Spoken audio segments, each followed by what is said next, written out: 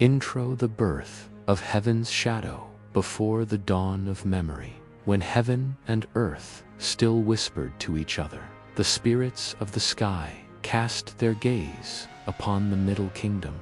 The land was divided into 7 realms, each tearing the other apart, each dreaming of dominion beneath the endless firmament. Kings rose and fell like stars, burning out in the void, yet none could bear the mandate of heaven entire. The gods of the mountains and the rivers lamented. The yellow river ran thick with blood, and the cries of the dead echoed across the valleys. Heaven, weary of chaos, sent forth a sign, a dragon coiled in flame, descending upon the land of Qin. Its roar split the clouds, its breath turned the night to gold. From that light, a child's first cry was heard, fierce, unyielding, eternal. "He shall unite all under heaven," spoke the seers, trembling before the omen. "But he shall also challenge the gods themselves. His glory will blind the sun, and his fall will darken the world." The child was named Ying Zheng, the destined ruler of Qin. Yet in the quiet halls of the palace, he was but a shadow among greater shadows. His birth brought not celebration, but fear. For even as heaven gave him its blessing, it placed upon him a curse, that his heart would never know peace, and his empire would be built upon the bones of men. From the ashes of endless wars he would rise, a boy who learned to command silence before he learned to command armies. His eyes, cold as polished jade, saw not men, but patterns of destiny. His voice would still kingdoms. His hand would shape history. When he ascended, he would take a new name, one never spoken before: Qin Shi Huang, the first emperor of all under heaven. Yet even emperors cannot rule the stars. And as his empire stretched to the horizon, so too would his hunger to defy death itself, to carve eternity into the marrow of the world. This is his story, the legend of the Dragon Emperor, the story of a man who sought to become more than mortal, and in doing so became the most mortal of them all. Prologue: the birth of the dragon's dream before the wall rose, before the empire had a name. The stars whispered of a child who would command both heaven and earth. In the twilight of chaos, the land was fractured, 7 kingdoms, 7 blades, drawn beneath a blood-red sky. Men lived and died by the whim of warlords, and the gods turned their faces away from the dust of Qin. A child was born, his eyes black as obsidian, his gaze unyielding as iron. He was called Ying Zheng. They said he was destined for greatness, that dragons circled his cradle, and that thunder bowed when he cried. But destiny is not mercy. The boy who would become emperor grew beneath daggers and deceit, learning that to survive was to rule, and to rule was to conquer. He swore an oath upon the bones of fallen kings: "I will unite this world, and none shall ever break it again." Thus began the age of the dragon, when heaven itself trembled, and the first emperor rose to seize the mandate of heaven, not as a gift, but as a conquest. And so the heavens looked down upon earth, and saw a mortal who would not bow. Welcome back to my channel. This channel specializes in writing about epic tales and myths from around the world. Don't forget to like, share, comment, and subscribe to help me out. Today, we will dive into a story titled Qin Shi Huang, the Eternal Emperor of China. Here is the detailed content. Chapter 1: The Prophecy of Heaven. In the final years of the Warring States, when the heavens grew restless and the constellations shifted like serpents in the void, a trembling wind swept across the Middle Kingdom. The oracles spoke of omens, of comets that burned green over the west, of thunder that roared without clouds, and of rivers that changed their course as if fleeing an unseen wrath. In the kingdom of Qin, the old priests gathered atop Mount Li, gazing into the storm-filled sky. Heaven stirs, one whispered, the mandate seeks a vessel. Lightning split the firmament, and from the tear of light descended a dragon, vast, radiant, woven from flame and shadow. It spiraled above the royal capital of Shanyang, roaring like the birth of creation. The people fell to their knees as the ground trembled. The priests wept, for in that moment they saw a sign that had not graced the world since the days of the mythical Yellow Emperor. The dragon circled thrice and vanished into the heart of the storm. When dawn came, a new cry echoed through the royal palace, the cry of a newborn child. The midwives trembled as they saw him. His eyes were open, glimmering dark like obsidian, and upon his tiny arm was a mark shaped like a coiled dragon. "He is no mortal child," they whispered. That same night, the chief astrologer came before King Zichu of Qin. His face was pale with fear. "My lord," he said, bowing low, "the stars have spoken. The child born beneath the dragon star bears both heaven's blessing and heaven's curse. He will unite the realms beneath a single rule, but his reign shall shake the pillars of the sky itself." The king's face darkened. "Then this child is destined to rule." "Destined? Yes," the astrologer murmured, "but destiny is never mercy. He shall bring order from chaos, yet his peace will be built upon the bones of millions. His name will echo beyond death, but his soul shall find no rest." King Zichu turned away, the weight of the prophecy pressing upon him like a mountain. Yet he knew that heaven's will could not be undone. And so, the child was named Ying Zheng, righteous conqueror, the sky's whisper. Seasons passed, the boy grew beneath the shadow of ancient walls and whispering courtiers. Even as a child, his gaze carried the silence of storms. The servants feared him. The ministers watched him with wary eyes. When he walked, the torches flickered. When he spoke, men listened. Yet beyond the palace gates, the 7 kingdoms devoured each other in endless war. Blood soaked the fields of Wei, smoke rose from the ashes of Zhao, and the rivers carried the dead downstream toward oblivion. The people prayed for peace, but peace had long been forgotten by the gods. One winter's night, a hermit arrived at the palace, his robes tattered, his eyes filled with starlight. He sought audience with the queen. "The child you bear, Majesty," he said softly, "is not born merely of flesh. He carries the spirit of the dragon, chosen by heaven to end the age of division. Yet take heed, a dragon that climbs too high may burn the heavens that birthed it." "And what must I do?" she asked, trembling. "Nothing," the hermit replied, bowing. "The river of fate already flows. To resist it is to drown." With that, he vanished into the snow, leaving only footprints that glowed faintly in the moonlight. The fire and the dream as Ying Zheng grew, dreams haunted his nights. In those dreams, he stood upon a mountain of corpses beneath a crimson sky.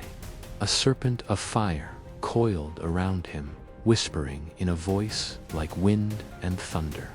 "You are heaven's will made flesh," it said. "But remember, child, heaven gives no gifts, only burdens."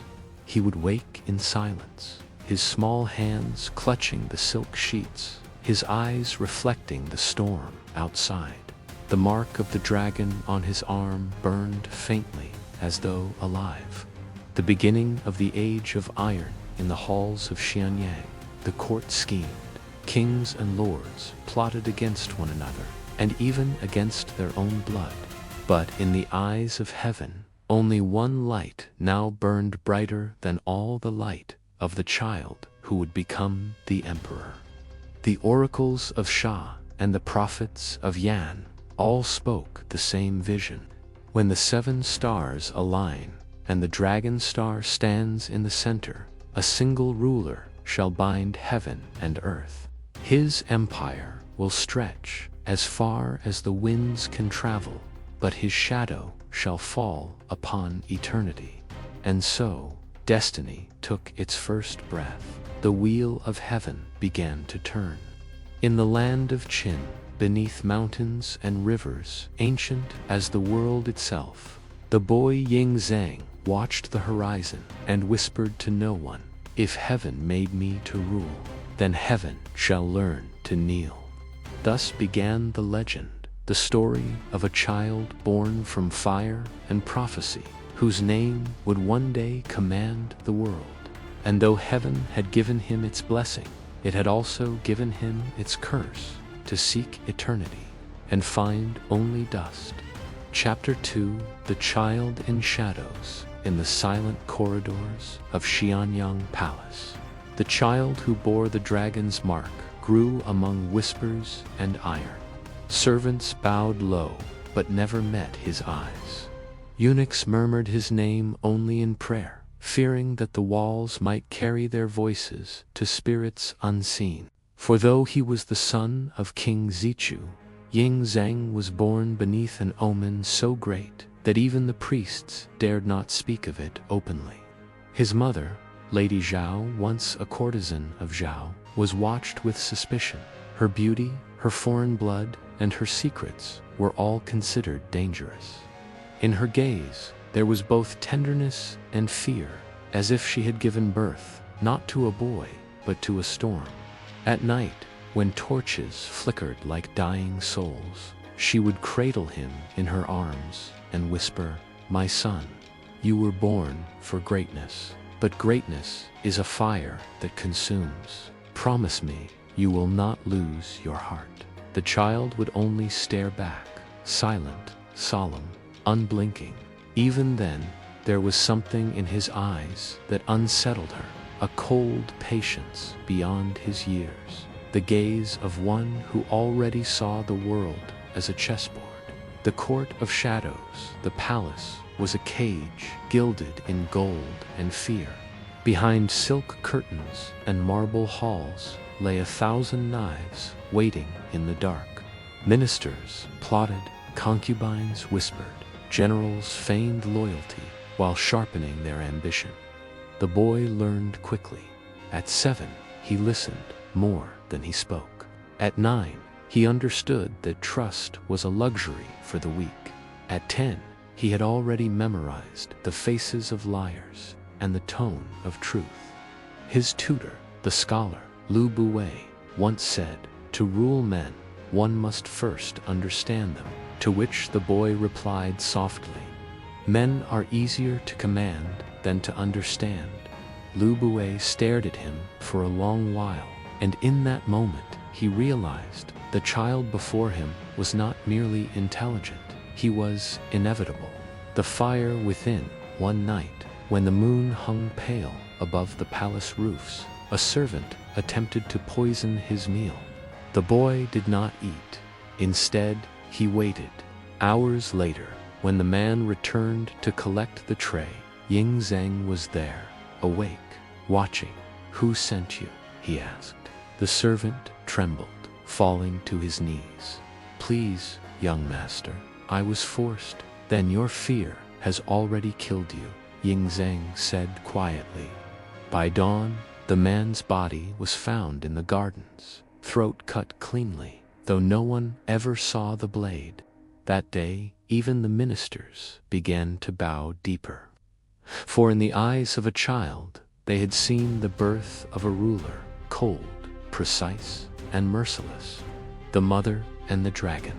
Lady Zhao watched her son grow distant. The tenderness of childhood faded, replaced by the silence of command. He no longer asked questions. He issued statements. He no longer feared the dark. He ruled it. "Why must you harden so, my son?" she asked him once. He looked at her, expression unreadable. "Because softness is the privilege of those who are not destined to rule." That night, she dreamed of a dragon, vast and coiling, its body made of flame. It devoured the stars, one by one, until the sky itself was gone. When she awoke, her hands were trembling. The lessons of silence as the years passed. War raged beyond the palace walls. The 6 rival kingdoms tore at one another, yet each feared Qin's growing power. Spies filled the court like shadows with human faces. The young prince learned the art of listening to words, to silences, to the weight between them. When others saw only chaos, he saw patterns. When others sought honor, he sought inevitability. "Fear," he once said to his tutor, "is the truest language of men. To rule them, you must speak it fluently." His words chilled even Lu Bu-wei, the most cunning of statesmen. For he saw that Ying Zheng's mind was no longer shaped by those around him. It was being shaped by something greater, something ancient, as if heaven itself whispered strategy into his dreams. The prophecy remembered on his 13th year. The old astrologer, who had once foretold his destiny, returned to the court, aged and frail. He begged an audience with the prince. "Do you remember, young master?" The old man said, "The dragon that heralded your birth. Its flame is your gift, but also your doom. Beware the day when you begin to see yourself as the dragon itself." Ying Zheng gazed at him calmly. "If heaven gave me its flame," he said, "then heaven must have expected to be burned." The old astrologer bowed his head and wept, for in that single sentence he heard the echo of empires and the beginning of their end. The shadow ascends. As time moved like a silent tide, the prince grew into a youth of steel and calculation. The palace that once confined him became his weapon. He turned whispers into intelligence, fear into loyalty, silence into power. And as the king fell ill, the ministers whispered of succession. The boy no longer needed to listen. He already knew every name that sought his throne and every method to destroy them. One night, he stood upon the balcony of the palace, gazing over the torchlit capital of Qin. The air was thick with the scent of smoke and iron. "The world is broken," he murmured to the wind. "I will forge it anew, even if I must shatter the heavens to do so." In the distance, thunder rolled low, distant, like a dragon stirring in its sleep. Thus ended the childhood of Ying Zheng, not in innocence, but in silence. And from that silence, a ruler began to awaken. Chapter 3. The Prince of Qin. The winds over Shenyang carried the scent of iron and smoke. The young prince had seen more blood than most soldiers, more deceit than any poet could ever tell. At 15, Ying Zheng stood tall among the pillars of the palace, his face pale and expressionless, like a statue carved from jade and will. The court whispered his name with both reverence and fear. The Dragon Prince, they called him, born beneath the comet of destiny, raised under the shadow of war. The court of shadows, the kingdom of Qin, was not yet whole, even within its own walls. Ministers clashed in the name of righteousness, eunuchs whispered secrets for coin, and generals waited like wolves for a sign of weakness. The young prince had learned early that trust was a luxury for the dead. His own father, King Zhuangshang, grew weaker with each passing year, while El Buei, the chancellor, ruled in his stead. El was a man of silvered tongue and golden greed, the merchant who had bought a throne and traded nations like cattle. "My prince," said one evening, as they walked beneath the crimson banners of the court. A king must learn to play men as stones on a board. Win not with your sword, but with your silence. And if silence fails, the boy asked quietly, then let the sword remind them why you were born beneath the dragon star. The prince nodded, though his eyes were elsewhere, fixed not on the minister, but on the horizon, where the mountains met the storm. He had no friends in this world, only watchers and liars. His mother, Lady Zhao, now a queen in name, had long since fallen into the snares of other men's ambitions. Her son's gaze chilled her heart. She no longer saw a child, but something greater and far more distant. The lesson of the blade one dawn. The prince summoned his tutors to the training grounds. He demanded to learn not calligraphy, but the art of war. You are heir to the greatest kingdom, his master protested. Your hands are meant to hold the seal of heaven, not the sword of men. Then heaven will learn to bleed, Zheng replied. From that day, he trained among soldiers. He learned to wield the jian with precision, to command the crossbow, to endure cold and hunger. The generals, who once scoffed, began to bow. For beneath the silk and gold of royalty beat the heart of a wolf. Remember, said his instructor, old General Meng Ao, a sword rules not by its edge, but by the fear it carves in men's hearts. Zheng met his gaze. Then I will become the fear itself. And he did. Within months, he began to lead small campaigns along Qin's borders, crushing bandits and defiant clans with calculated cruelty. Villages that once defied Qin now whispered his name as a warning. The prince brings order or death, the seeds of power. At 16, King Zhuangshang died, and the dragon prince ascended the throne. The ministers bowed low, but none meant it. Behind their silk robes, they hid knives sharper than loyalty. El Bouet still held the court in his hands, manipulating the boy king as a pawn. But he had misjudged one thing, the will of heaven that burned within that young heart. Ying Zheng watched, he waited, and he learned. While others plotted in the open, he built his web in silence, binding generals and scholars, spies and loyal servants to his cause. Power, he once said to his scribe, is not seized in the moment of victory. It is forged in the years of silence before it. Soon, the web began to tighten. Rivals fell to mysterious illnesses. Traitors disappeared into the night. By the time the ministers realized the boy had become a ruler, it was too late. The trial of betrayal, then came the first great betrayal from within his own blood.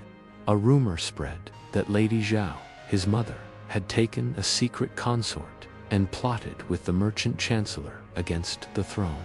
The palace shuddered under whispers. The ministers waited for the young king's wrath.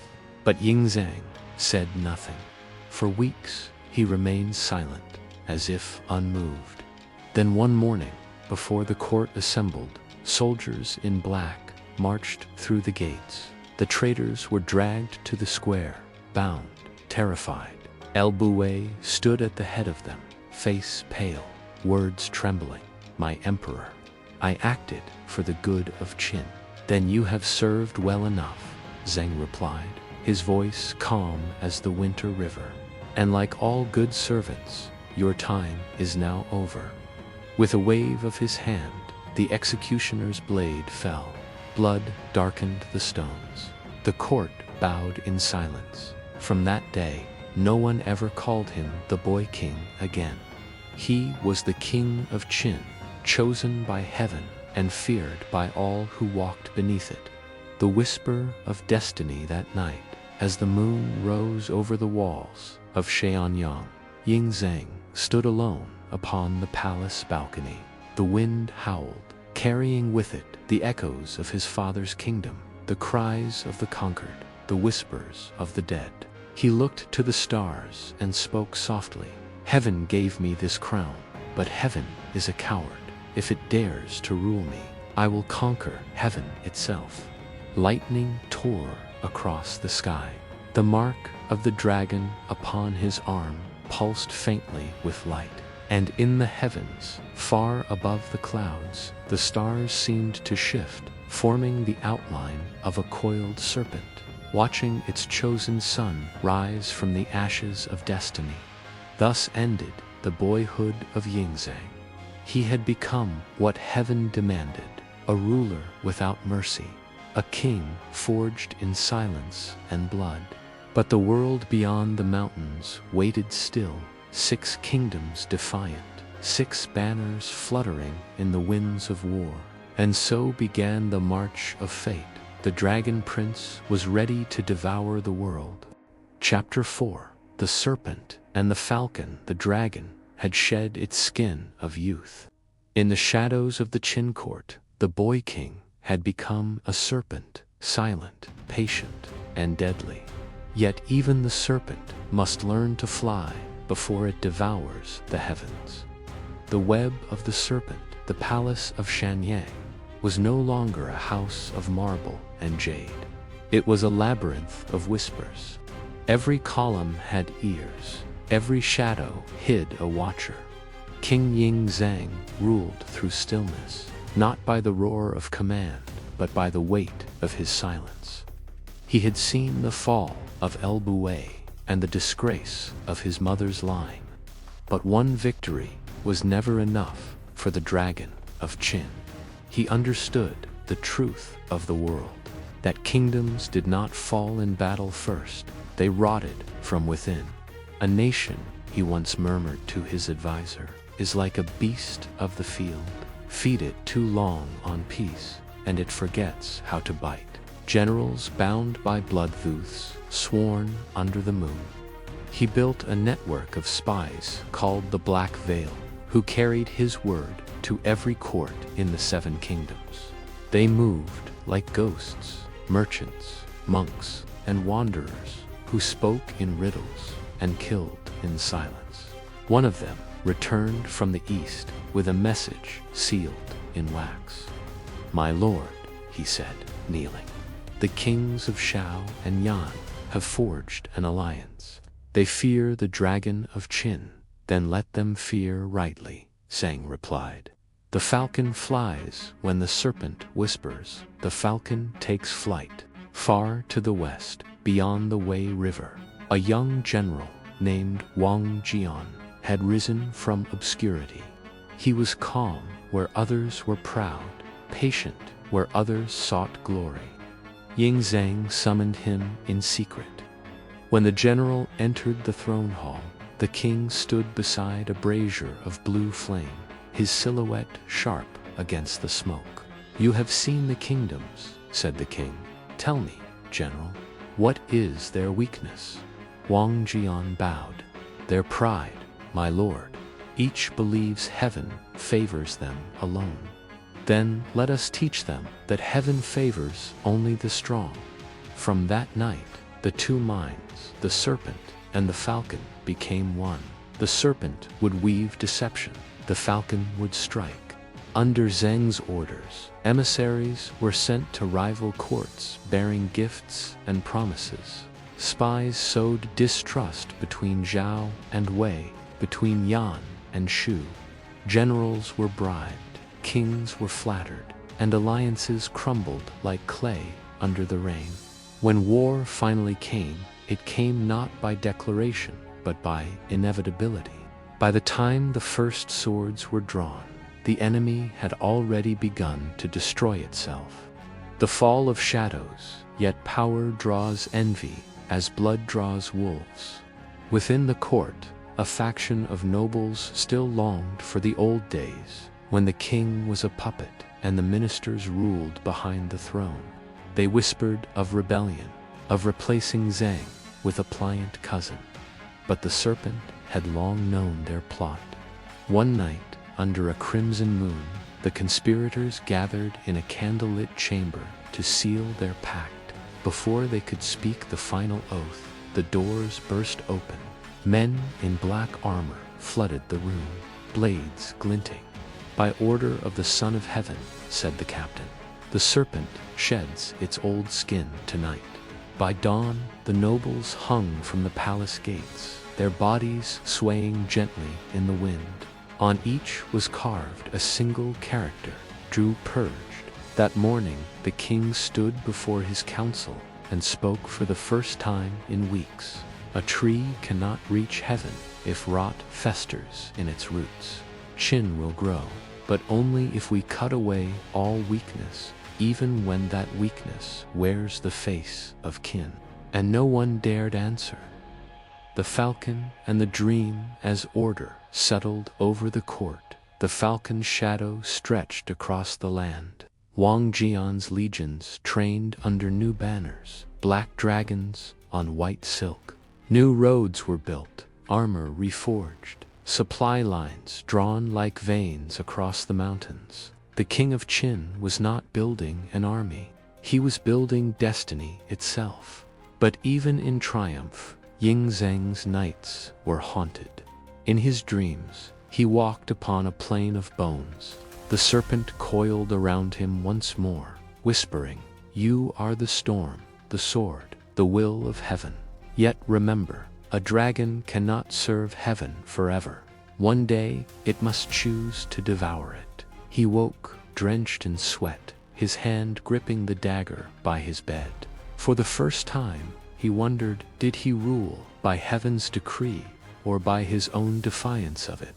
The edge of destiny years passed like falling leaves. The 6 kingdoms grew restless under Qin's rising shadow. Envoys came bearing gifts and smiles, but their smiles hid terror. Every king knew the truth. The dragon of Qin was watching, waiting. At last, in the 9th year of Zheng's reign, the falcon returned from his campaign and knelt before the throne. "The armies are ready," he said. "The roads to the east are paved. The world stands trembling." Ying Zheng rose slowly, his robes whispering against the marble floor. He looked toward the eastern horizon, where the morning sun burned crimson. "Then it begins," he said. "The age of the dragon has come." Epilogue of Chapter 4. As the banners of Qin unfurled across the wind, black against gold, the stars above the palace dimmed. The serpent had learned to fly, the falcon soared with iron wings, and together they would cast their shadow over all under heaven. Chapter 5. Blood and Oaths. The Dragon King stood upon the balcony of Xianyang, gazing toward the east, toward the lands of 1,000 banners and 10,000 kings. The wind carried the scent of dust and iron. Below him, the capital thrummed like a living beast, black armor, silver spears, the clang of forges that never slept. The world had not yet bowed to him, for he had already bent heaven itself. The gathering of steel from every mountain pass and river plain, the armies of Qin assembled. Legions of disciplined soldiers, born from years of conquest and fear, now filled the valleys like floodwaters from the west. Their armor gleamed obsidian under the sun. Their banners bore the coiled black dragon, symbol of the emperor yet to come. In the great courtyard before the palace, generals knelt upon the stone. Wang Jian, Meng Wu, and the newly risen Meng Tian, 3 falcons of the same storm, bowed low as the king descended the steps. "My lords," Ying Zheng said, his voice carrying like thunder, "for centuries the world has been broken. 7 thrones for 7 kings, 7 wars for every dawn. But heaven decrees only one sky. I am the storm that will make it so." He raised his hand. Servants came forth, bearing bowls of bronze, filled with blood-red wine. The generals dipped their fingers, pressing crimson marks upon their brows. the seal of Qin's eternal oath. We swear, they cried as one, to bind the earth under one name, or drown it in our blood. Thunder rolled above them, and the banners trembled as if heaven itself bore witness. The Council of Shadows that night, the king convened his war council. The hall was lit only by oil lamps, their flames trembling over maps, etched with rivers and mountains. Each flicker of light cast long shadows like ghosts of the kingdoms soon to fall.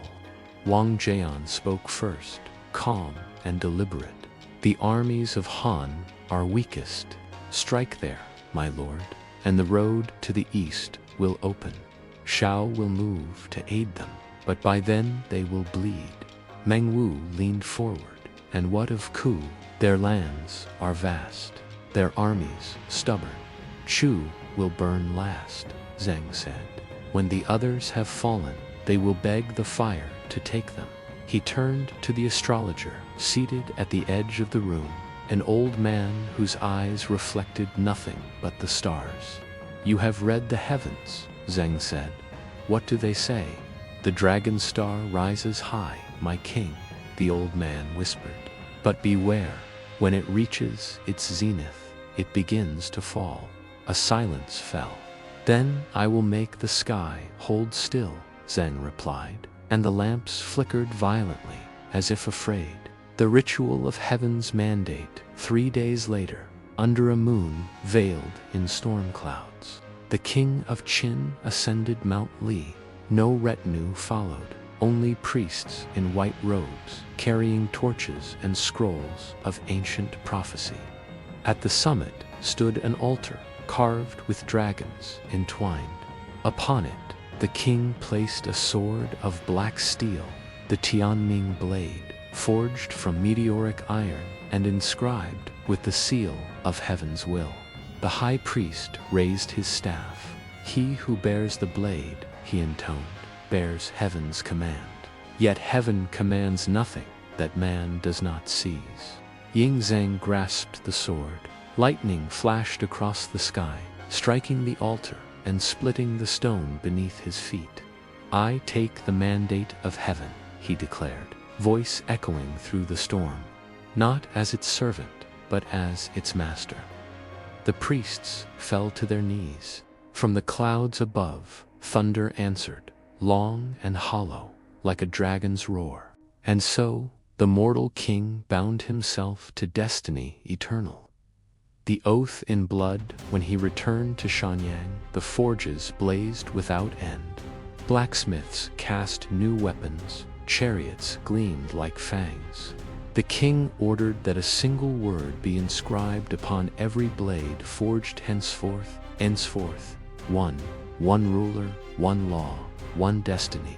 In the palace courtyard, he summoned his generals and ministers once more. From a bowl of warm blood, taken from the heart of a sacrificed ox, he dipped his own hand and pressed it to the marble. Before heaven and earth, he said, I Ying Zheng of Qin, swear this, there shall be no more kings, no more borders. The world shall kneel as one empire, or burn as one grave. He looked upon his generals, their eyes alight with both awe and fear. Then quietly, he added, this is not conquest, this is creation. And the wind answered like a sigh of ancient gods. The night before the storm, in the stillness of that night, the king walked alone through the royal gardens. Lanterns floated upon the ponds like fallen stars. The scent of plum blossoms lingered, sweet and fleeting, a reminder that beauty, like life, was never meant to last. He paused beside the statue of his father, King Juangshang. You dreamed of unity, he whispered. I will make it real. But unity demands blood, even if it must be my own. A single drop of rain struck his cheek, or perhaps it was a tear, lost to time. He turned away before dawn, his silhouette swallowed by the mist, the dragon's awakening. When the first horn sounded across the valley, it was not merely the call of war, it was the sound of heaven being challenged. Tens of thousands of soldiers knelt as one. The ground itself trembled. "Rise," the king commanded. "The age of chaos ends today." The banners of Qin lifted in the wind, a storm of black and gold. Drums thundered, echoing through the mountains, and the sun rose blood-red above them. Thus began the wars of unification. The world would soon remember the name Ying Zheng, not as a king, but as a god in flesh. Chapter 6. The Iron Dragon marches. The drums of Qin thundered before dawn. The valleys of the west trembled beneath the march of legions clad in black iron, their banners like storm clouds devouring the sky. At their head rode the Dragon King Ying Zheng, sovereign of destiny, whose gaze burned with the fury of creation itself. The age of warlords was ending. The Iron Dragon had awakened. The fall of Han begins. The first to face the storm was the kingdom of Han, weakest of the 7 states, small yet proud, a relic clinging to the past. Its king, Han An, had once sent envoys pleading for peace, offering tribute, gold, even daughters for alliance. But peace had no place in Ying Zheng's design. "They bow to survive," Zheng said to General Wang Jian, "but the world will never kneel from fear. It must kneel from truth. Let us teach them what truth means by winter's end." A tide of 50,000 soldiers crossed the Yellow River. The Qin army advanced like a machine of iron and discipline, precise, remorseless. For every fortress that resisted, black fire followed. For every town that submitted, laws of Qin were carved in stone before sunset. In less than a season, the banners of Han fell like withered leaves. Wang Jian's strategy at the War Council. Wang Jian spread his map before the king, a sea of ink and red lines marking blood and conquest. "The Han capital at Xinjiang is vulnerable," he said, tracing his finger along the southern roads. "But Zhao's scouts move along our border. If we move too swiftly, they may strike our rear." Ying Zheng leaned over the map, his expression calm to calm. "Then let them watch," he said. "Let them see the fate of those who stand between me and heaven." He drew his sword, Tianming, the blade of heaven's will, and pointed toward the heart of Han's territory. "Advance without fear. When the dragon flies, even shadows must flee." The army obeyed, and the Iron Dragon marched again. The siege of Xinjiang spring came with blood-red skies. The capital of Han, Xinjiang, stood surrounded walls, tall as mountains, but hearts weak as sand. For 3 weeks, the Qin siege machines hurled stones and fire. Towers of iron rolled forward under storm and smoke. From atop his chariot, Ying Zheng watched the city burn. Beside him, General Meng Wu bowed deeply. "My lord, the gates weaken. We await your command to storm." Zheng raised his hand, not in impatience, but in thought. "Not yet. Let them see the smoke of their temples. Let them breathe the ashes of their gods. Then they will understand the cost of defying heaven." When the gates finally broke, the soldiers entered, not as conquerors, but as executioners of fate. The palace of Han fell in a single night. The king surrendered his seal, trembling before the man he once called brother. Ying Zheng accepted it with neither joy nor hatred, only inevitability. "You ruled a kingdom," he said, "but I will rule an age." Thus, the kingdom of Han was erased, the first step in unifying all under heaven. The laws of the dragon. After the conquest, Zheng did not rest. He summoned his chancellors and lawmasters to Qin Shi Huang's broken palace. There, he ordered the establishment of Qin law, strict, absolute, and eternal. Mercy breeds rebellion, he declared. Order breeds peace.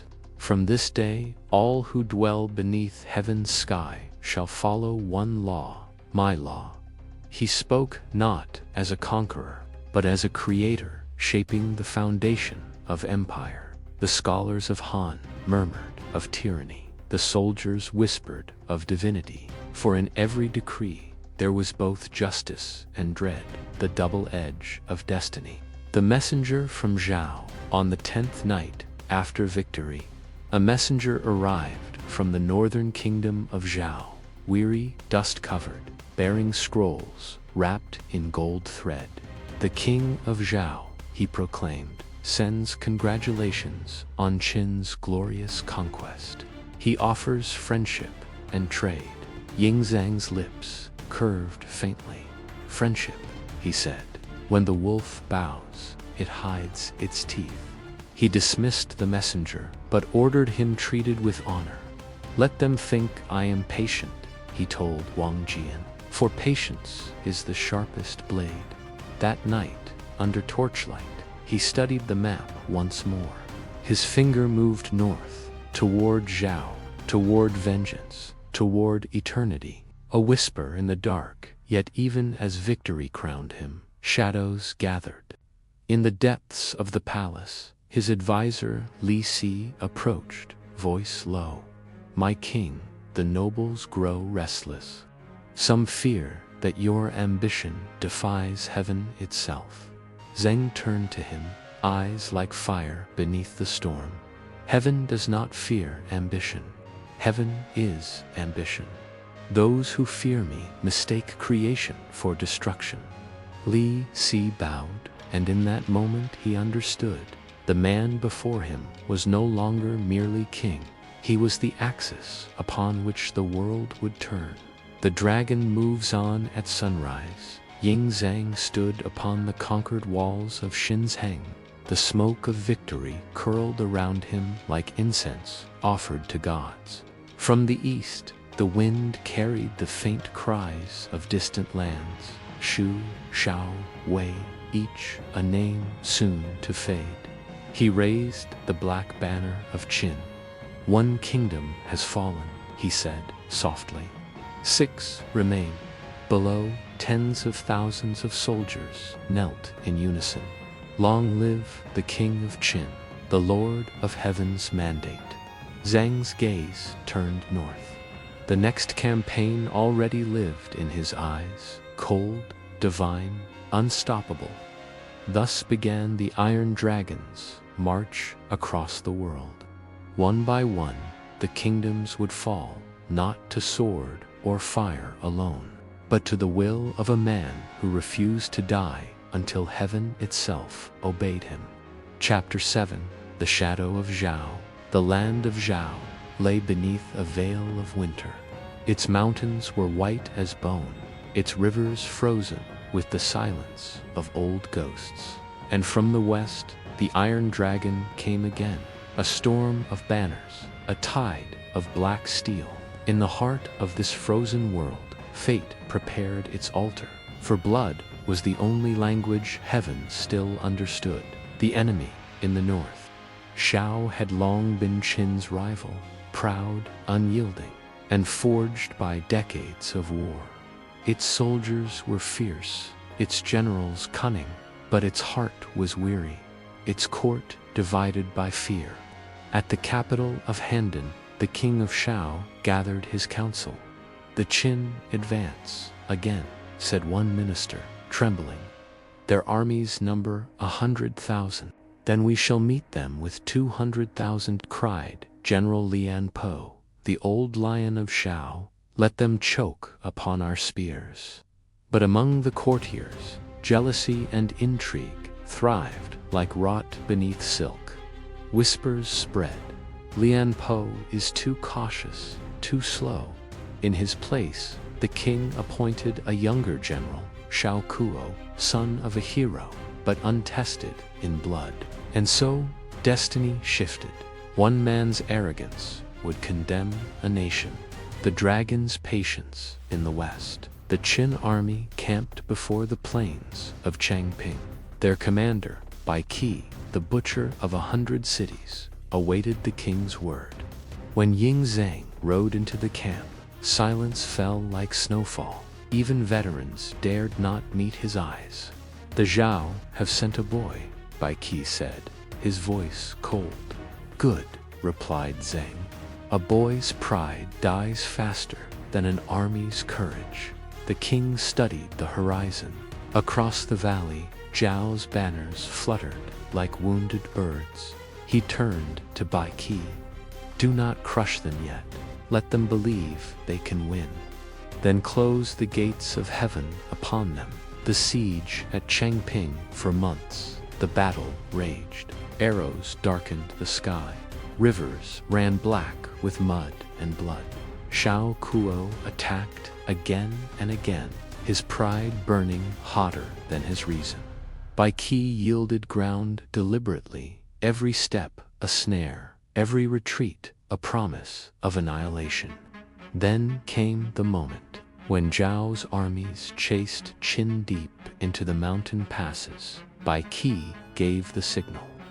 Drums thundered from the west and east. 2 hidden divisions surged from the cliffs, sealing every path of escape. The plains of Changping became a tomb. "Now," said Bai Qi, unsheathing his blade, "we harvest the shadow. 400,000 souls for 46 days. Zhao's soldiers fought without food, without hope. Their dead became walls of flesh, their living ghosts that refused to die.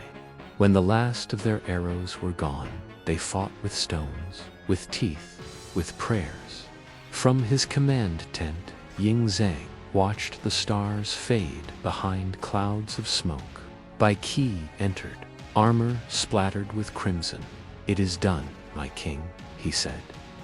400,000 prisoners kneel before us. "Then rise no more," Zheng replied. And so it was. That night, under the veil of silence, the Qin executed every captive. 400,000 men buried alive beneath the plains of Changping. The earth itself trembled, unable to bear the weight of so much death. Some say the wind still carries their voices, crying not for vengeance, but for memory. The king's silence when dawn came. Ying Zheng stood upon the battlefield. The snow had turned red, the horizon gray as ash. He spoke to no one. "They call me tyrant," he murmured. "But tyranny is only the price of peace." Beside him, Bai Qi knelt. "We have given you the world, my lord." "No," said Zheng, eyes distant. "You have given me its ghosts." That night, the king forbade celebration. Instead, he ordered a monument, not of glory, but of remembrance. A single stone pillar carved with the words, "Peace through unity, unity through blood." The seeds of fear, news of Changping, spread like wildfire. Across the warring states, kings and peasants alike whispered the same name, Qin. Some with terror, some with awe. Envoys fled, alliances broke. Even Chu and Yan began building walls, not to invade, but to hide. Within Qin itself, the victory divided hearts. Li Si warned. "My king, the world fears you now. Fear can forge obedience, but it cannot hold it forever." Ying Zheng answered. "Then I shall build something stronger than fear." And thus began his obsession with permanence, with laws carved in stone, with walls that would never fall, with a legacy that not even death could unmake. The shadow grows, that winter storms swept across the land. At night, the king dreamed of rivers filled with faces, soldiers of Shao, staring without eyes, whispering in unison, "Emperor of death, Emperor of dust." He woke in cold sweat, the weight of destiny pressing heavier than armor. To unify the world, he said to the darkness. One must first destroy it. The torches flickered, and in their wavering light, the shadow of his crown stretched long across the floor, merging with the darkness beyond the door. The dragon was no longer just iron, it was shadow, and it was eternal. Thus ended the War of Shao. 400,000 men perished, and the name of Ying Zheng became legend, not of mercy, but of power. The world trembled, yet none could look away, for in that moment, the mortal king began to ascend toward godhood, and gods, as history knows, are never kind. Chapter 8. The walls of the earth. The wind of the north was cruel, a wind that had never known peace. It howled across endless mountains and barren plains, carrying with it the ghosts of 100 wars. And in that wind, one man dreamed of silence. Ying Zheng, king of Qin, the dragon of the west, he who had buried 400,000 souls, now sought to build something no storm could undo. Not a wall against men, a wall against memory. The vision of stone. After the fall of Shao, the world trembled. To the north, nomadic tribes, the Jiannu, prowled the borderlands, swift as wolves, striking at villages newly taken by Qin. The wounds of conquest had not yet healed, and the frontier bled again. One night, as the king studied maps under a dim lantern, Li Si spoke softly beside him. "My lord, the north cannot be ruled by sword alone. We conquer lands, but not the winds that cross them." Ying Zheng's gaze lingered on the jagged lines of mountains and rivers. "Then I shall command the earth itself," he said. "Let stone and soil become my soldiers." He stood, eyes alight with purpose. "We will raise a wall that touches the clouds, a dragon of earth and stone that will guard our empire for 1,000 years." Thus was born the idea of the Great Wall, not of defense alone, but of destiny. The call to the mountains. Messengers rode across the empire, bearing the king's decree. All men shall labor for Qin. All hands shall raise the wall of heaven from every province. Thousands were conscripted, farmers, prisoners, soldiers. They came like rivers converging, carrying tools, chains, and dreams of home they would never see again. The mountains echoed with the sound of hammers and cries. Under the burning sun and the breath of snow, the wall grew, stone by stone, life by life. "Each man is a brick in eternity," said the overseer, lash in hand. "And eternity is bought with blood." The emperor's ascent one dawn, Ying Zheng rode north to see his vision take shape. He climbed the ridge where the wall snaked like a living dragon across the horizon. Mist curled around its peaks, and the sun rose crimson behind him. The workers bowed as he passed, though many were too weak to stand. He paused before a dying laborer, an old man whose hands were cracked and bleeding. "My lord," the man rasped, "will this wall protect us from the dead?" "Yes," Zheng said softly, "from all that should never return." The old man smiled faintly. "Then let my bones guard it." When he died that night, the emperor ordered his body sealed within the wall, the first of thousands who would become its silent keepers. The wall of sacrifice. As seasons turned, the wall stretched for thousands of li, crossing deserts, forests, and mountains.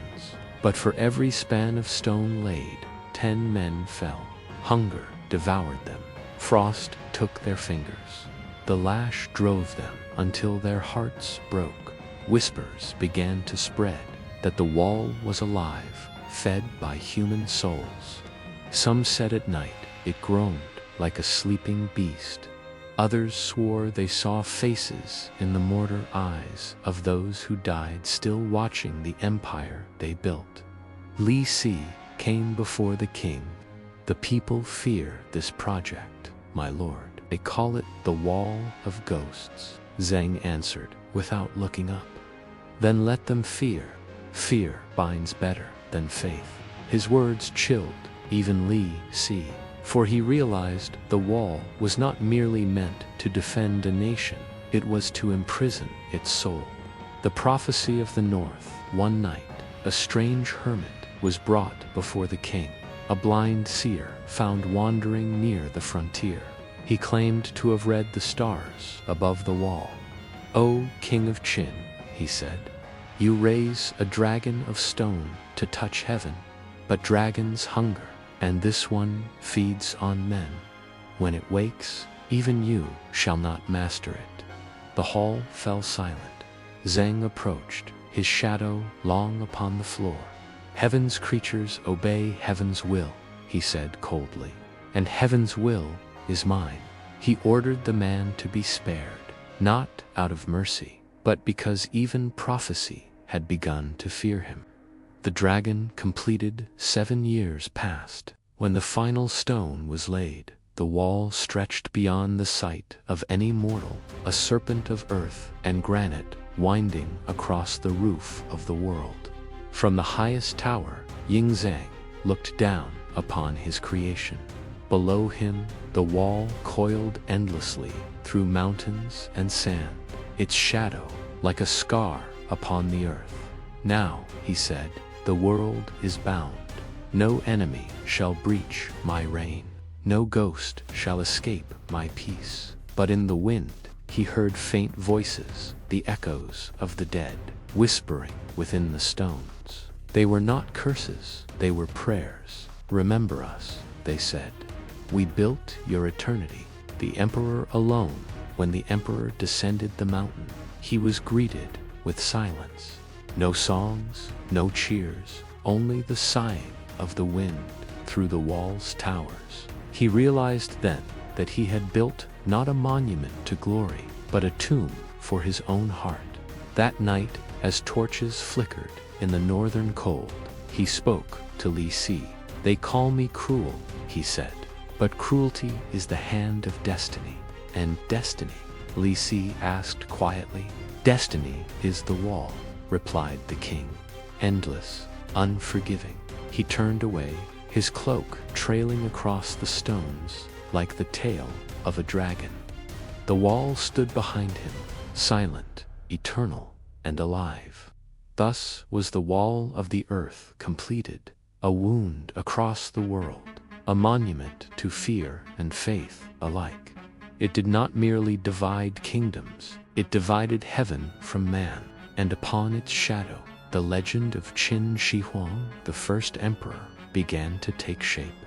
Chapter 9: The Fire of the Scholars. What use is knowledge if it questions heaven's decree? So spoke the emperor of Qin, and that single question lit 1,000 pyres. The seeds of dissent, the empire, had fallen silent. The wars were over. The great wall stood unbroken, and the roads of Qin stretched from ocean to desert. Yet within the cities, beneath the banners of victory, a quieter rebellion stirred, one not of swords, but of words. In Luoyang, in Qi, in the valleys once ruled by true scholars, whispered. They debated heaven's mandate, quoted the classics, compared Qin's laws to the ways of the old kings. The first emperor unites lands, they said, but not hearts. What use is one empire if it forgets virtue? Their words reached the court, like embers carried by the wind, and soon they reached Li Si, Chancellor of Qin, who understood that even words could wound deeper than spears. The Council of Fire, in the vast marble hall of Xianyang, Li Si bowed before his emperor. Behind him stood generals and governors, each silent as statues. "My lord," Li Si began, "we have conquered the realm, but chaos still breeds in the minds of men. The old scholars cling to the past, to the books of Zhou and the dreams of Confucius. They poison loyalty with doubt." Ying Zheng, rose from his throne, his black armor glinting beneath the torches. "Then we shall cleanse the poison," he said. "Tell me how." Li Si hesitated. "All texts, not of Qin law, all writings of old philosophies should be burned. Let the empire have but one voice, one truth." A murmur rippled through the court, a mix of awe and fear. Then the emperor smiled, slow and cold. "So be it. Let fire be the judge of history." That night, the decree was carved into bronze. All ancient books shall burn, save those of law and medicine. Let dissent be ash beneath heaven. The burning begins. Drums thundered across the capital. Soldiers poured into libraries, temples, and private halls. Scrolls were dragged out by the armful, silk and bamboo, the lifework of generations. Under the moon's pale gaze, great pyres were built in the squares of Shanyang. Flames climbed into the sky like serpents of gold, devouring the past itself. "The fire purifies," cried the officers. "Long live the emperor of all under heaven." But among the crowd, old scholars wept silently. They watched as the wisdom of millennia turned to smoke. The Analects, the book of songs, the rites, the histories, all lost in the roaring inferno. One aged master knelt before the flames and whispered, "When the last word burns, so too shall the heart of man." The emperor's doubt. Days later, the fires still glowed in the night. From his tower, the emperor looked down upon the city, its horizon stained red by the light of destruction. Li Si approached him with careful reverence. "The people will learn obedience, my lord. No longer will the past challenge your rule." But Zheng's eyes did not leave the flames. "Obedience," he murmured. "Tell me, Chancellor, can obedience build eternity?" Li Si faltered. "Eternity requires order." "And order," said the emperor, "requires silence." He turned away, but in his heart there was an unease he could not name. For, though the books burned, the smoke rose skyward, as if the words themselves refused to die. The purge of the 100 scholars in the months that followed, whispers continued, soft but persistent.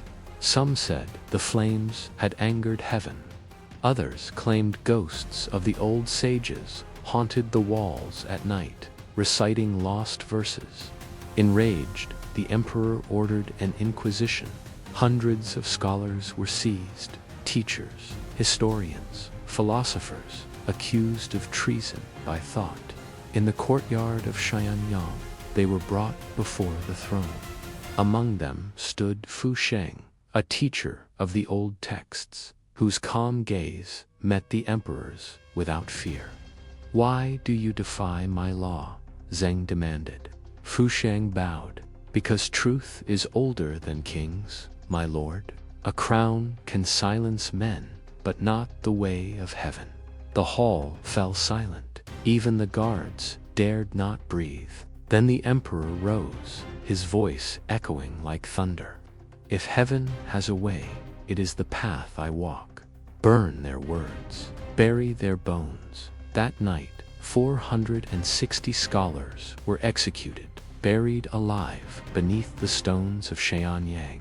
Their cries were said to echo for 3 days, until the rains came and turned the ground to blood-red mud.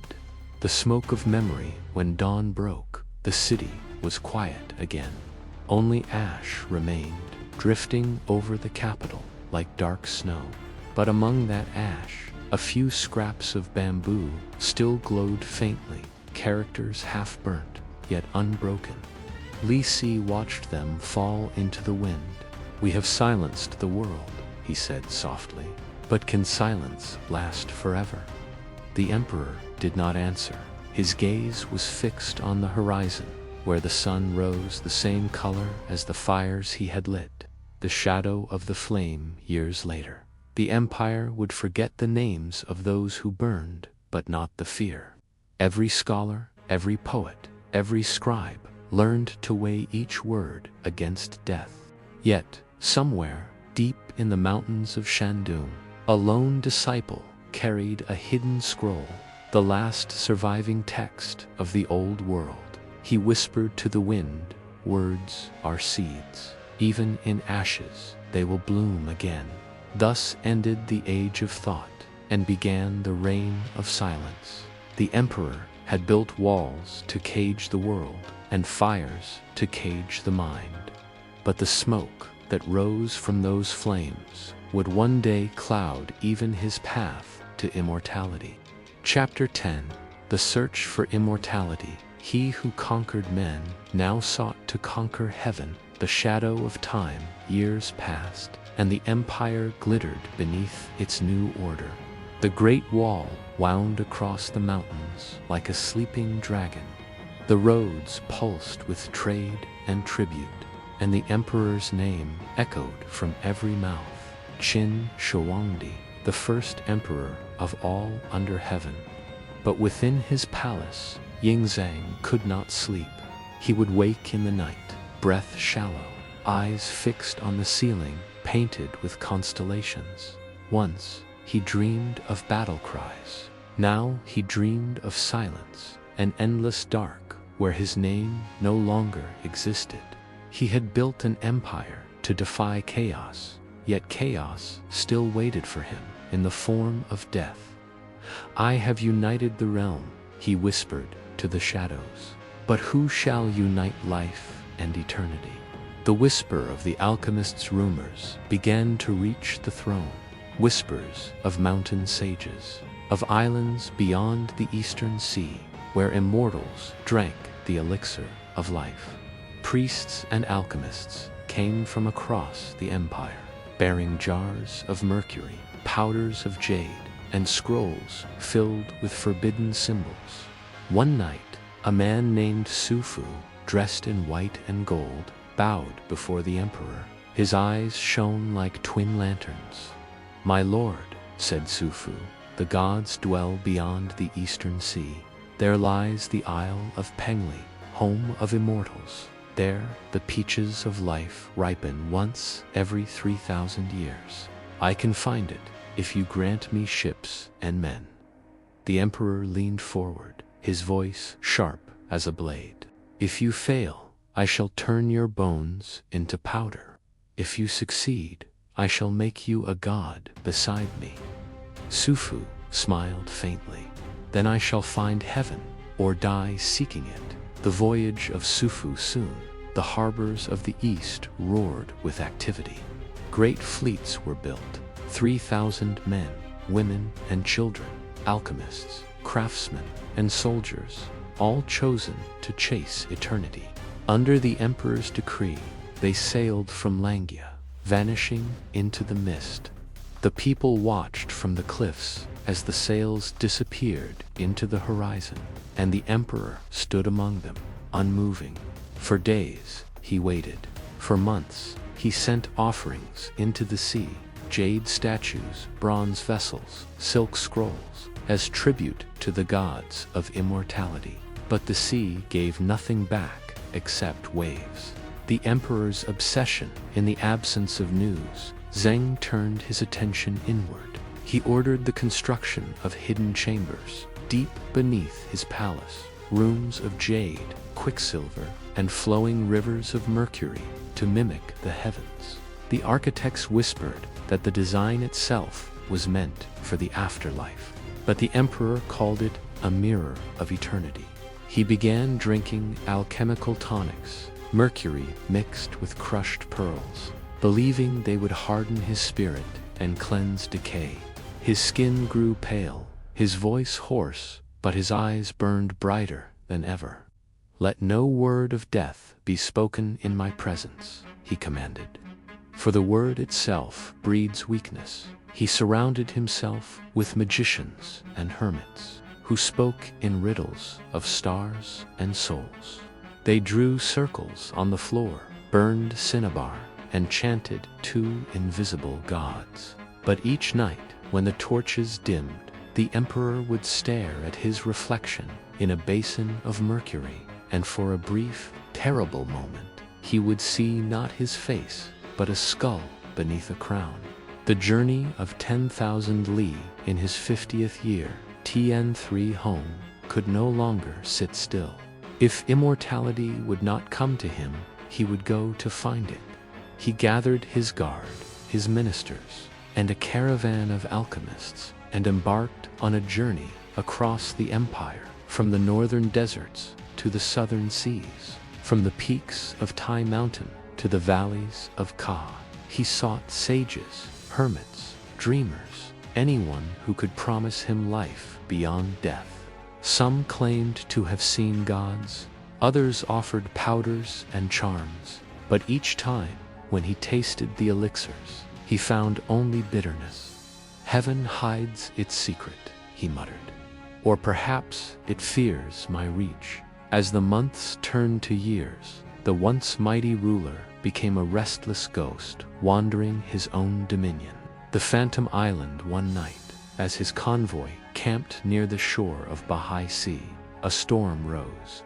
Lightning tore the sky, and through the mist, Zheng thought he saw an island, floating, shining like silver, the legendary Penglai. He shouted to his guards, "Bring me a boat, the gods call to me." But the wind howled louder than his voice. The waves rose like walls, and his attendants held him back by force. "Your Majesty," cried Li Si, "the sea will devour us all." The emperor struggled, eyes blazing. "Do you not see it? My kingdom is waiting beyond that mist." By dawn, the storm was gone, and so was the island. Only calm waters remained, reflecting his weary face. The return and the silence. When the caravan returned to Shenyang, the emperor was no longer the man who had left. His hair had silvered, his body frail, yet his mind refused to surrender. Su Fu's fleet never returned. Some said he found the immortals and became one himself. Others said he built a new kingdom far across the sea, in a land later called Japan. The emperor's ministers dared not ask. They saw in his eyes the glimmer of madness, the same light that had burned in the fires of the scholars. He spent his final days in the chamber of Mercury, surrounded by stars painted on the ceiling and rivers of shining metal beneath his throne. "Eternity," he whispered, "is not found in heaven. It must be built by mortal hands." Epilogue: the unseen hour, the night before his final journey. Zheng wrote a decree sealed in jade. "If I die upon the road, none shall speak of it." The Son of Heaven does not die, he ascends. At dawn, the emperor departed again, eastward, toward the sea. He did not return. Some say he drank the last elixir and vanished into light. Others say he died in a carriage, his body hidden with fish to mask the stench, while his empire waited for a god who would never come. Thus ended the quest for eternity, not in triumph, but in silence.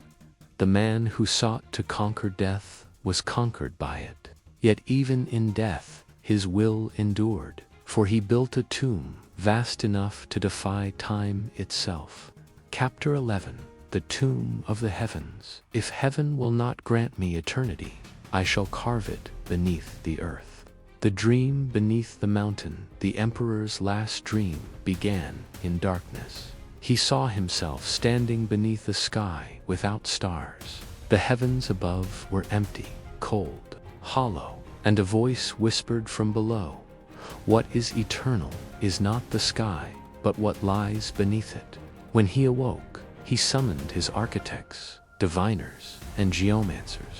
They brought forth maps of mountains, rivers, and constellations, seeking the perfect place where heaven and earth converged. At last, they found it, Mount Li, near the riverway, a land where dragons were said to sleep. There, the emperor decreed, "Raise for me a palace greater than heaven itself. Let my tomb mirror the world I have conquered. And so began the greatest work ever conceived by mortal hands. The builders of eternity, 700,000 laborers, were gathered from all corners of the empire, peasants, soldiers, artisans, and prisoners of war. They came with picks and hammers, singing songs that turned to groans as years passed.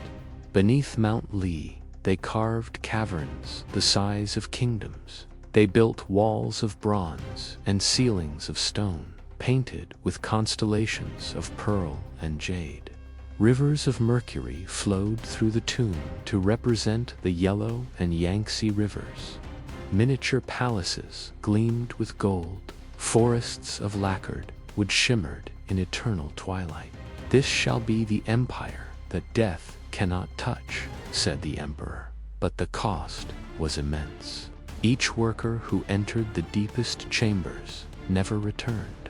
Their blood became part of the foundation, a silent offering to the god of eternity. The Terracotta Legion, yet even the emperor knew that a palace without guardians was a kingdom doomed to fall.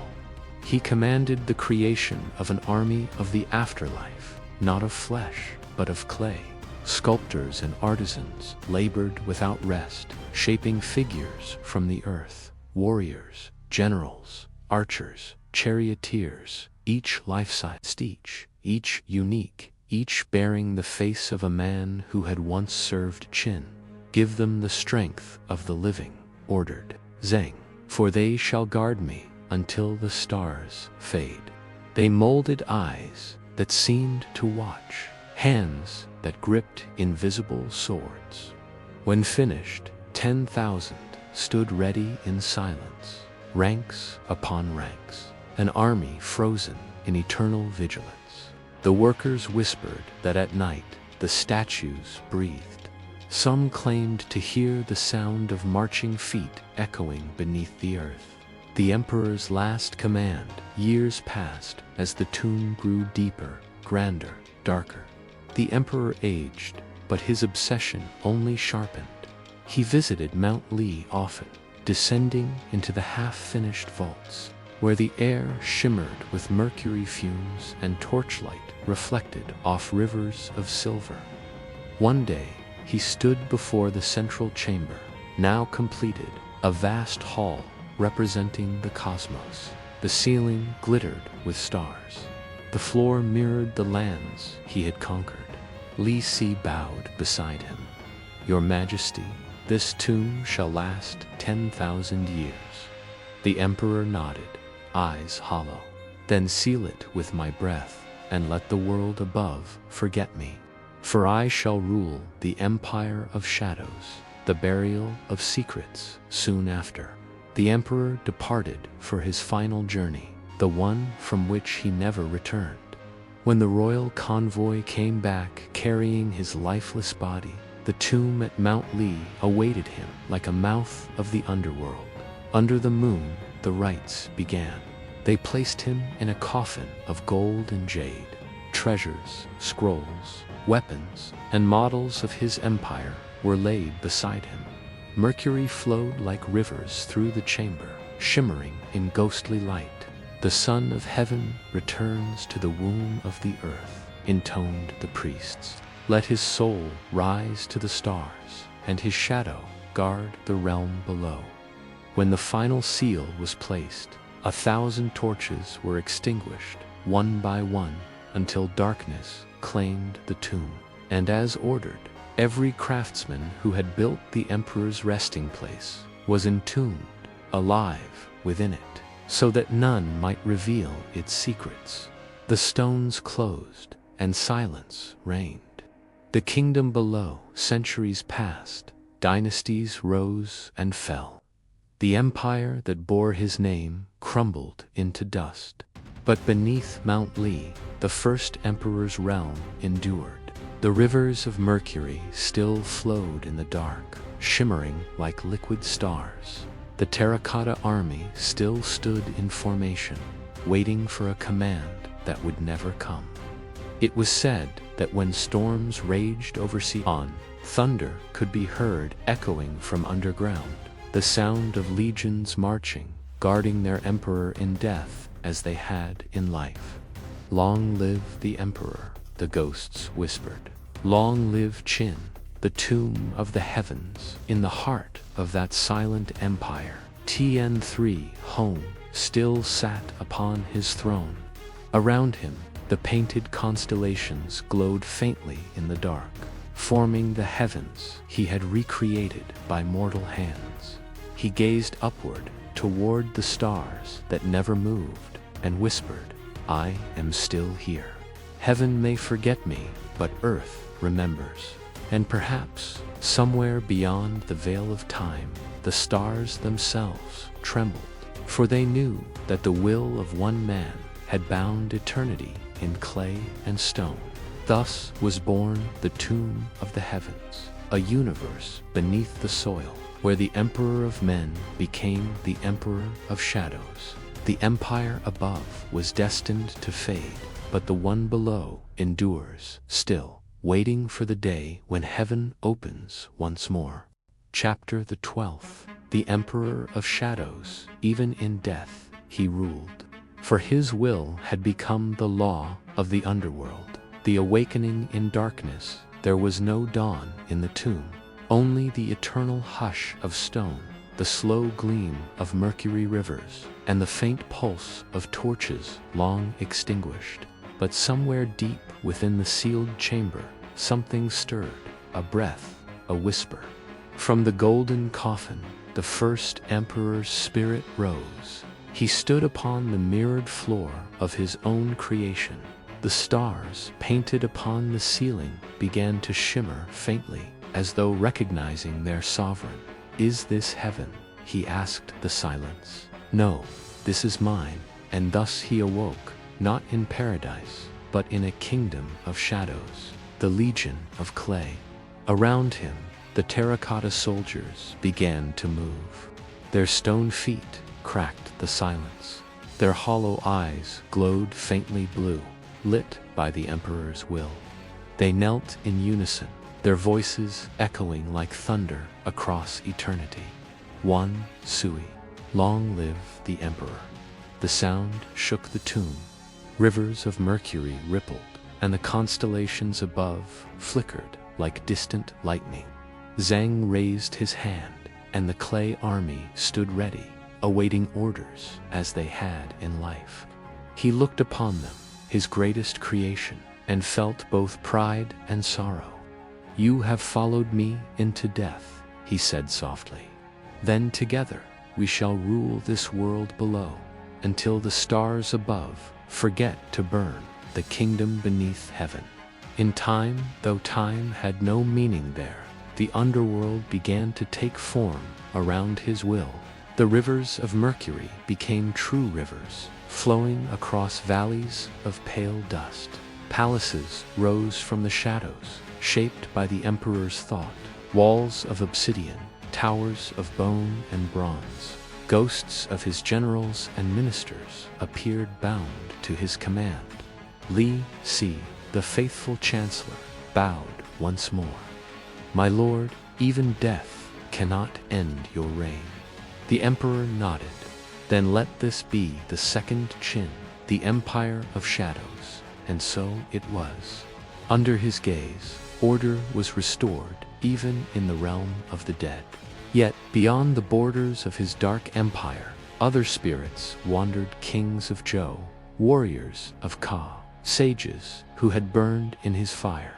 They watched his dominion grow and whispered among themselves, "Even here, he seeks to rule heaven." The mirror of souls. One day, the emperor stood before the great basin of mercury, the same that had once reflected his mortal face. Now it showed visions of the living world above. He saw the Qin dynasty crumble within years of his death. He saw rebellion, blood, and the burning of his palaces. He saw his sons devour one another for a throne that no longer mattered. His hand trembled. "All I built, undone by time," he whispered. So this is immortality, to watch eternity destroy what I made. The reflection shifted. Within the Mercury, he saw the faces of those he had silenced, the scholars, the builders, the nameless dead entombed with him. They stared back, not with hatred, but with weary understanding. Do you see now? One voice murmured from the silver pool. What you tried to bind cannot be bound. The emperor fell to his knees. For the first time, he felt the weight of all his victories and the cost of each past. The judgment of heaven then, the darkness trembled. From the far horizon of the underworld, a light rose, white and cold. It was not dawn, but heaven's gaze. The spirits of the old kings appeared before him, their forms radiant and stern.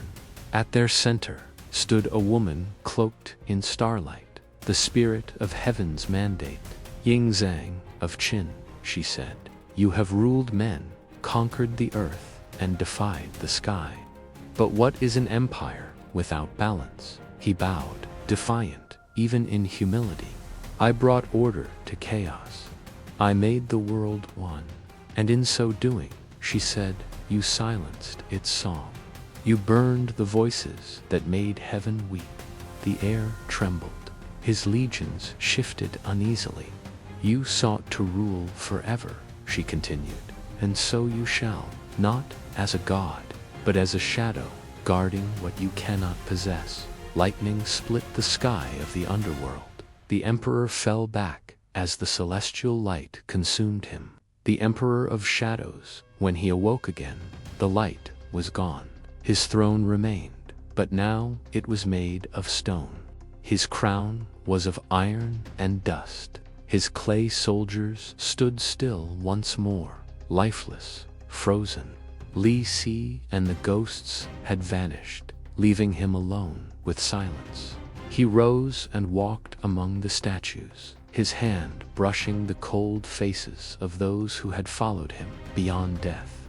So this is my punishment, he said softly, to rule without life, to command without voice, to endure forever alone.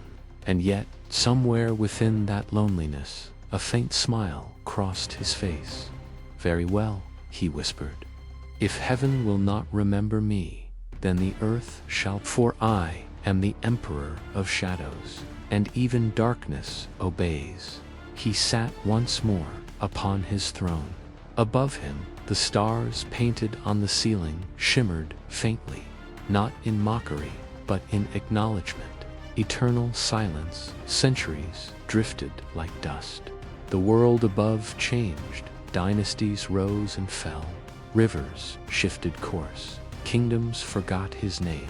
But beneath Mount Li, his shadow remained, watching, waiting, unbroken.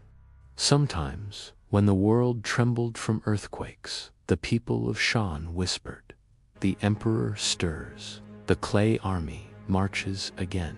And perhaps, in those moments, a faint echo rose from the tomb. The sound of 1,000 warriors kneeling, the murmur of a forgotten king who still dreamed of eternity. Thus was born the Emperor of Shadows, not a god nor a ghost, but a memory carved into the bones of the earth. He had conquered life and death and even time itself, but found no peace in any. For the truest immortality is not power, but remembrance, and remembrance, unlike empires, never dies. Chapter the 13th, The Fall of Qin. He sought to bind eternity with walls of stone, but even mountains crumble before the breath of time. The whisper of rebellion in the years following the first emperor's death. The air above the Qin realm grew heavy, as though the heavens themselves had exhaled in relief. The great roads that once pulsed with soldiers and scholars fell silent. Taxes bled the peasants. The nobles whispered treason in the dark. In the capital, Xianyang, the second emperor, Qin Shi, sat upon a throne too large for his heart. His eyes were clouded, his will a pale reflection of his father's iron spirit. Behind him, the eunuch Xiaogao smiled, serpent-tongued and patient. "The empire stands strong, your majesty," Xiaogao murmured, "but strength must be directed." And so, as the first emperor's shadow lingered in his tomb, the living world began to devour itself. The shadow in the palace, the grand halls of Xianyang that once thundered with the steps of soldiers, now echoed with silence. Marble pillars cracked under neglect. Banners faded to gray. At night, ministers dreamt of the old king's voice, sharp as bronze, commanding, eternal. They woke in sweat, fearing his gaze, even in death. In the throne room, Xiaogao began to twist the threads of destiny. He forged decrees in the dead emperor's name, silenced dissent, and whispered poison into the ears of the weak. "The Son of Heaven obeys heaven's will," he would say, smiling, "and heaven speaks through me." Thus the empire's heart turned black. The rise of chaos in the provinces. The peasants rose, fields burned, fortresses fell. The soldiers of Qin, once unmatched, now deserted, starving and broken. Rumors spread like wildfire. The first emperor's curse has come. His soul rules below, and heaven abandons the living. From the northern plains, banners of rebellion rose like storms. Two men, Chen Sheng and Wu Guang, peasants turned warriors, marched with thousands behind them. Their cry shook the land. "The Qin have lost heaven's mandate." The rivers turned red with the blood of both tyrant and rebel. Every village echoed the same refrain, the chant of a world breaking free from fear. Heaven's mandate broken. In the underworld, the first emperor stirred. He stood at the edge of his shadowed empire, gazing upward through the veil that separated life and death. He saw his armies defeated, his palaces in flames, his name cursed by those he once ruled. "Ungrateful worms," he thundered. "I gave them unity, I gave them peace." But his voice was no longer law. It echoed only against the walls of his own creation, a kingdom of ghosts and silence. Then the spirit of heaven appeared again, faint and distant. "You see now, Emperor, no power can bind the will of men. What you forged through fear will crumble by fear itself." He turned away, trembling. "I will rebuild," he vowed. "Even from shadow, I shall rise again." But the stars above him dimmed, and no echo answered his oath.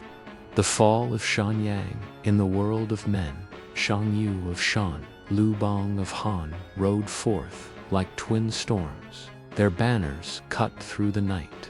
Their soldiers sang of vengeance and rebirth. The walls of Shanyang, once thought unbreakable, trembled under siege. The royal court fled. Xiaogao was dragged from his palace and executed a serpent crushed beneath the heel of fate. As the flames reached the palace roofs, the second emperor wept. He gazed upon the great bronze statues of his father and cried, "Father, your empire is dying." But the statues did not move. They melted, golden tears streaming down iron faces. When the rebels entered the city, they burned the archives, the maps, the scrolls. All that Qin had built turned to smoke beneath heaven's indifferent gaze. Echoes beneath the earth, far below. The Emperor of Shadows watched the smoke rise through the cracks of the earth. He saw Shanyang's light flicker and fade like a dying sun. So, he murmured, "My empire returns to dust." The terracotta soldiers around him began to crack. The mercury rivers stilled. Each fracture echoed like thunder, a mirror of the collapsing world above. One by one, the spirits of his generals bowed and vanished, their forms drawn upward toward the living realm, as if finally released. The emperor remained alone once more. He looked to the heavens painted above his tomb and whispered, "Let them forget. For even if my name is cursed, it will be remembered, and remembrance is victory enough." The last flame of Qin in the years that followed, the Qin name faded into legend. The Han dynasty rose, and poets spoke of a mad emperor who sought to bind death itself. Yet in the mountain tomb, beneath layers of earth and centuries of silence, a single torch still burned, a faint, ghostly light that never died. It was said that sometimes, when the wind howled through the valleys near Mount Li, a voice could be heard, deep, proud, unbroken. "I am Qin Shi Huang. The world may fall, but the dream remains." And in that whisper, the ancient stones seemed to tremble, as though the first emperors will still reached across the ages, refusing to yield, a shadow that eternity itself could not erase. Thus fell the Qin dynasty, born in fire, ended in flame. Yet through its ashes rose the first dream of a united China, a dream that no rebellion, no empire, no heaven could ever truly destroy. Chapter the 14th. The Dream of Eternity. He who conquered the world sought to conquer time. But in the end, time conquered all, except the dream.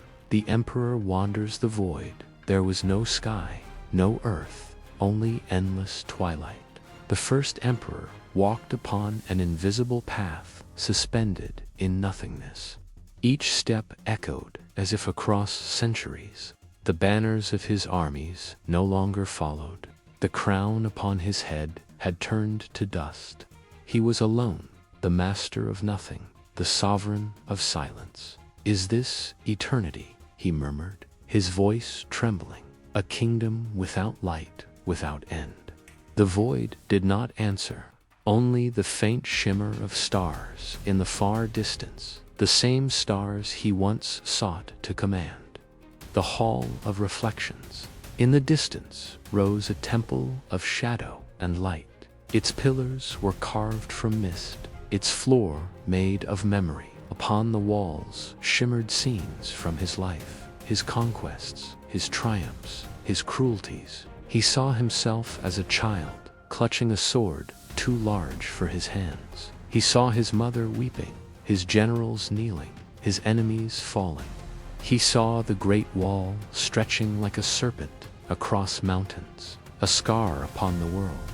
And then he saw his tomb, rivers of mercury glowing beneath the earth, his own body resting within a golden coffin. "All this," he whispered, "I built to escape oblivion." A voice replied, calm, ancient, infinite, "You built not to escape it, but to feed it. For even eternity grows from the hunger of men. The spirit of heaven returns." The spirit of heaven appeared again, cloaked in radiance and shadow alike. It regarded him with neither anger nor pity. "Qin Shi Huang, son of heaven," it spoke. "You have conquered all that can be conquered, land, men, and death itself. Yet what remains?" The emperor fell to his knees. "I sought order, I sought unity, I sought to bring heaven's design to earth." "And did you succeed?" asked the spirit. He hesitated. He saw the flames consuming Xianyang, the broken statues of his dynasty, the cries of the dead echoing across eternity. "No," he whispered. "I brought peace, but it was born of fear. I brought unity, but it was forged in chains." "Then what have you learned?" the spirit asked gently. The emperor lifted his head, and for the first time his voice was human. "That eternity cannot be built with stone, nor ruled with the sword. It lives only in remembrance, in the hearts that endure after the empire fades."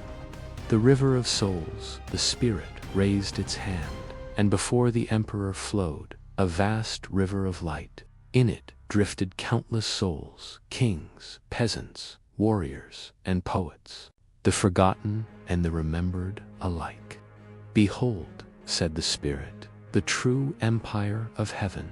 No walls divide them, no crown rules above them. Each life is a drop in the current of eternity." The emperor stepped toward the river. Its light bathed him, dissolving the last fragments of his armor, washing away the weight of conquest and pride.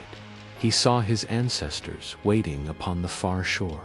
He saw even those he had slain, their eyes calm, their anger gone, and among them he saw his younger self, smiling. "Come," said the boy, "you have built enough walls. Now cross the river." The dream of eternity. The emperor closed his eyes and stepped forward. For a moment, he felt himself dissolve, not into nothing, but into everything. He became the wind across the mountains he once ruled, the dust that settled upon the stones of the Great Wall, the whisper in the leaves beside the tomb where his name still slept. "I am not eternal," he thought, "but the dream of unity is." And the spirit of heaven spoke one final time. "Then, Son of Heaven, you have at last understood. Eternity is not the rule of one, but the harmony of all." The awakening in the valley of Mount Li. Dawn broke over the ancient hills. Mist coiled like spirits rising from the earth. Beneath the soil, the emperor's tomb remained sealed, yet something within it had changed. The rivers of mercury no longer poisoned, they gleamed softly like starlight. The terracotta soldiers stood not in war, but in peace, their faces serene. It was said that on certain mornings, when the sunlight touched the tomb, a faint hum could be heard, as though the stones themselves were dreaming. Eternal harmony. Centuries passed, dynasties rose and fell, but the name of the first emperor endured, not as a tyrant nor a god, but as the man who had dreamed of eternity and, through failure, found it. For though his empire was gone, his vision lived on in the roads that connected the provinces, in the script that united the tongue of a nation, in the idea that from chaos could be born order. The poets of later ages would write, "He built a wall that reached the clouds." Yet his greatest work was unseen, the bridge between man and heaven, the emperor's peace, and in the realm beyond realms, the first emperor at last found rest. He stood upon a hill of light, watching the river of souls flow endlessly below. In its reflection, he saw not the empire he once ruled, but the world he had unknowingly shaped. He smiled faintly, peacefully. "My kingdom was never of stone," he whispered. "It was of memory." The wind carried his words into eternity, and for the first time since the dawn of his reign, the Son of Heaven felt truly free. Thus ended the tale of Qin Shi Huang, the man who sought to conquer death and instead learned the meaning of life. His empire fell, but his dream endured, not in the tomb beneath the mountain, but in the endless, living breath of China itself. Chapter the 15th, The Legacy of Heaven and Earth. Empires rise and fall, but the dream of unity endures like mountains, and the name of the first emperor is written upon the bones of the earth. After the storm, the fires of rebellion had long died. The banners of Han now fluttered across the land that once trembled beneath the dragon seal of Qin. The palaces of Xianyang were ruins, their ashes scattered like whispers. Yet the roads, the endless, straight roads carved through mountains and valleys, still gleamed beneath the sun. The Great Wall still crawled across the horizon like a sleeping serpent, and the script, the written word of the empire, still bound the people together. The emperor was gone, but his design still lived in the pulse of the land. The chronicles of memory generations past. Poets, philosophers, and historians took up their brushes, each seeking to capture the truth of the man who had once ruled the world. Some wrote of him as a tyrant, a man who buried scholars and burned books, whose will crushed the hearts of men. Others wrote of him as a visionary, who forged chaos into order, who dreamed of a single China, eternal and indivisible. He was both flame and shadow, wrote one sage, the storm that broke the old world so a new one could rise. And so the chronicles of Qin became not merely history, but myth, a mirror in which every dynasty saw itself. The pillars of unity. In the centuries that followed, emperors came and went, each calling themselves Son of Heaven, each claiming to continue the dream of Qin.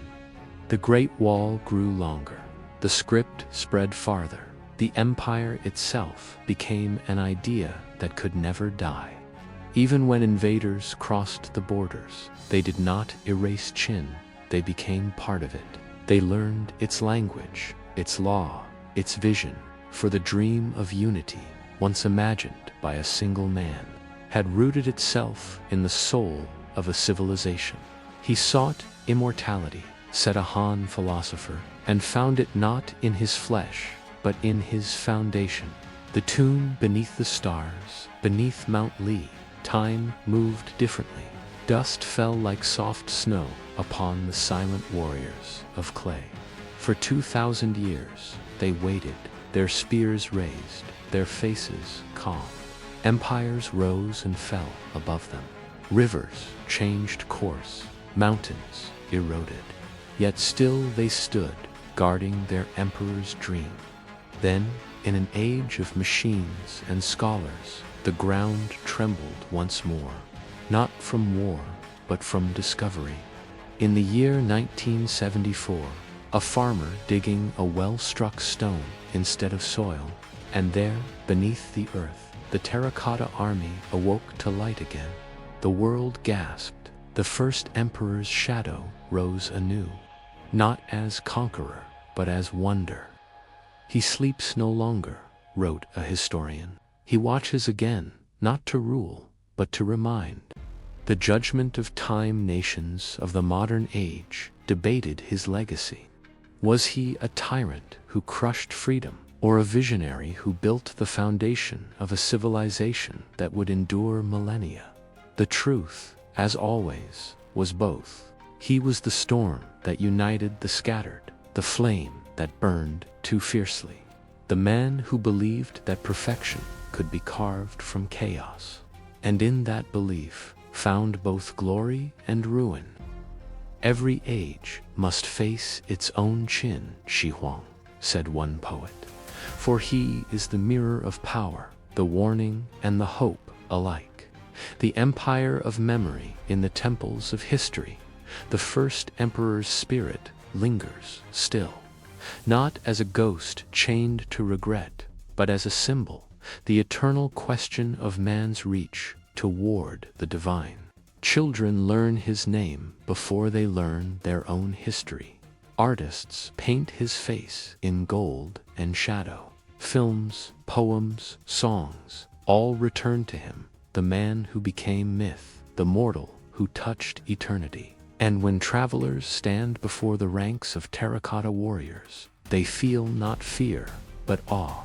For though the clay has cracked, the vision behind it still breathes. Heaven and earth reconciled. In the realm beyond time, the spirit of heaven stood once more upon the edge of the river of souls. Beside it, the first emperor gazed upon the earth, green with forests, golden with fields, alive with the laughter of the people he once ruled. Do you see now? Asked the spirit. Your dream lives not in rule, but in remembrance. The emperor smiled faintly. Then I was not wrong, for even heaven requires earth to remember its light. He turned, his armor fading to dust, his figure dissolving into the horizon of dawn. "Let them live," he whispered, "for that is the truest immortality, the eternal emperor." And so, the legend of Qin Shi Huang passed into the marrow of history, a name spoken with both fear and reverence, a symbol of mankind's unending struggle to grasp eternity with mortal hands. From his dream came a nation, from his will an idea that transcended death. He had conquered the world, failed to conquer time, and yet, in the end, conquered both, for every heartbeat beneath the Chinese sky still echoes his ambition. "He is the mountain beneath the clouds," wrote a poet of temps, "unseen, yet shaping the heavens above." And thus, even as heaven drifts and empires fade, his presence endures, not as ruler nor ghost, but as the whisper that binds heaven and earth. So ends the legend of Qin Shi Huang, the eternal emperor, a man who sought to command time and became part of it, a shadow beneath the sun, whose dream became the light of a civilization. Epilogue: the emperor beyond time, he sought to live forever, and though his flesh has turned to dust, his dream endures in every stone, every road, every word. Millennia have passed. The wars he ended returned in new forms. The dynasties he inspired rose and fell like tides. But his vision, unity, eternity, the will of one nation, became the soul of a civilization. Beneath Mount Li, his soldiers of clay still stand, their eyes unblinking, their silence louder than empires. Tourists walk among them, and though they know it is stone, they feel the weight of 1,000 years watching back. The first emperor sleeps, not in death, but in legend. His shadow stretches through time itself, carved into the veins of mountains, etched into the rhythm of history. Empires fall, men fade, whispers the wind, but the dream of Qin, the dream of unity, never dies. And somewhere, in the realm between heaven and earth, a figure of bronze and shadow still gazes upon his creation, his lips curved in the faintest smile. "I have conquered time," he murmurs, "for I have become memory."